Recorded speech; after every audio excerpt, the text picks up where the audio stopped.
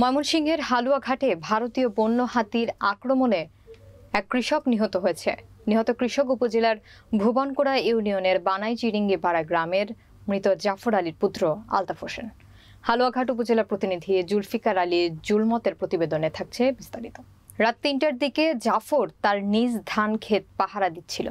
এমন সময় হাতি দেখতে পেয়ে তাড়াতে গেলে হাতি পাল্টা ধাওয়া দিয়ে ভারতীয় ১১১৯ নম্বর পিলারের পাশে নির্মমভাবে কৃষক আলতাফ হোসেনকে মেরে ফেলেন। খবর পেয়ে রাতে স্থানীয়রা ঘটনাস্থল থেকে তাকে উদ্ধার করে উপজেলা স্বাস্থ্য কমপ্লেক্সে নিয়ে আসলে কর্তব্যরত চিকিৎসক তাকে মৃত ঘোষণা করেন। এ ঘটনায় স্থানীয় সংসদ সদস্য মাহমুদুল হক সায়েম ঘটনাস্থল পরিদর্শন করেন এবং নিহতের পরিবারের প্রতি সমবেদনা জানান। এছাড়া বন বিভাগের কর্মকর্তা ওয়ালিদ বিন মতিন বলেন, খবর পেয়ে আমরা ঘটনাস্থল পরিদর্শন করেছি। যত দ্রুত সম্ভব নিহতের পরিবারের হাতে সরকারের পক্ষ থেকে ৩ লক্ষ টাকা তুলে দেওয়া হবে। উপজেলা চেয়ারম্যান আব্দুল হামিদ ও ভুবনকুড়া ইউনিয়নের চেয়ারম্যান আলহাজ এম সুরুজ মিয়া সহ পুলিশ ঘটনাস্থল পরিদর্শন করেন এবং নিহতের পরিবারের প্রতি সমবেদনা জানান।